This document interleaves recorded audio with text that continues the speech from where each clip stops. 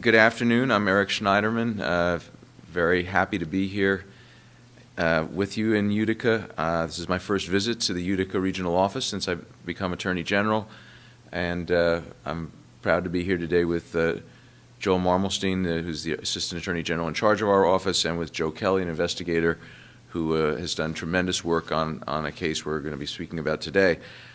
Since I took office in January, I have been traveling around the state, visiting the regional offices, meeting with members of my staff, but also talking to the public, talking to business leaders, concerned citizens, and civic groups. And I have to say that one of the things I hear everywhere in the state, and you have a very diverse state, but I hear similar things all over, from rural areas in the North Country to the suburbs to the city. People are concerned about folks who will take advantage of hard times to cook up scams, to take advantage of people's desperation. And we're here to talk about one of those things today. We have been focusing our energy in the office on trying to move the state out of our fiscal crisis in several different ways. We've dedicated additional resources to recovering funds owed to the taxpayers by setting up for the first time ever a taxpayer protection unit to go after government contractors that rip off the state.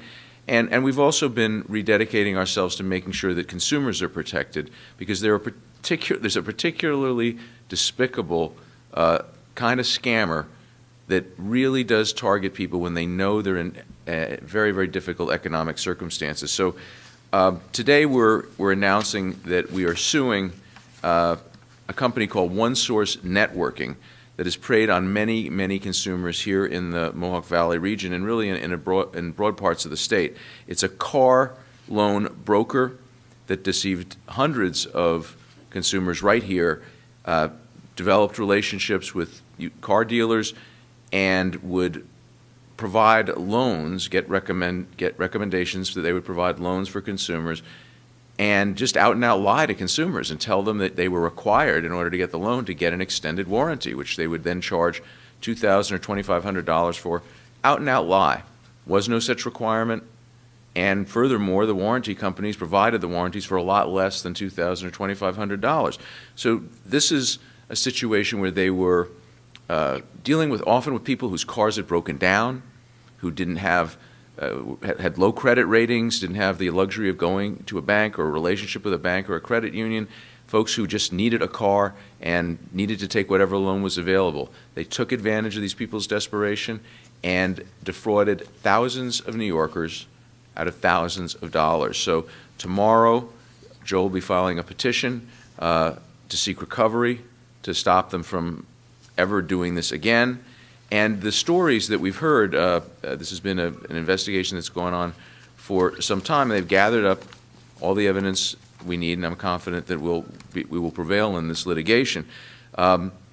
It goes from a young couple just getting engaged and wanting to get a car as their sort of engagement present to themselves, being overcharged by $2,000.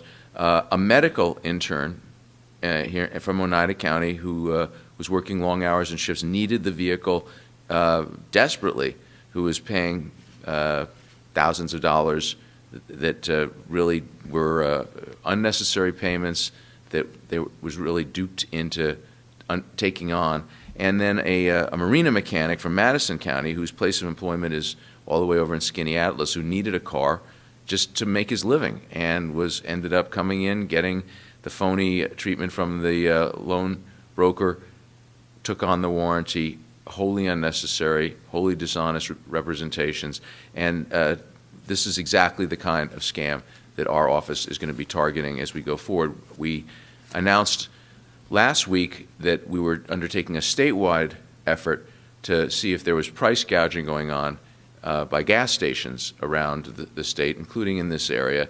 We have been working on that inquiry. We have over 130 requests out for pricing information, and we're going to ascertain whether or not there's anyone overcharging for gas. The gas gouging statutes provide for special protections in times of market disruption, and we want to make sure we understand why it costs $3.75 a gallon for at a station here on Genesee Street, and it costs 10 cents less out by River Road.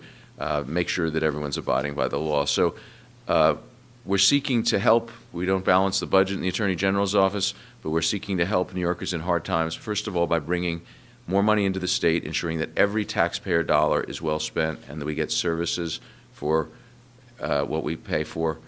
And second, to devote extra efforts to protecting people from scammers who really do come up with a new set of scams. There are different scams during flush times, but right now we're dealing with a particularly unattractive, shall we say, group of folks who try to take advantage of people in times of desperation. We do have a few tips that we do want to call to the attention of the folks in this area. First of all, if you're a victim of a scam, call our office. But second of all, when you are trying to take out a car loan, always pay attention to the interest rate disclosures. There's always this disclosure in the documents, otherwise it's an invalid document. Do never leave a blank line that could be filled in later in a contract. And if you see something that they're telling you to leave blank, ask about it. It can be marked out. And understand that extended warranties can be purchased elsewhere. You do not have to buy a warranty if you want one at the time you're getting a car loan. There are alternatives.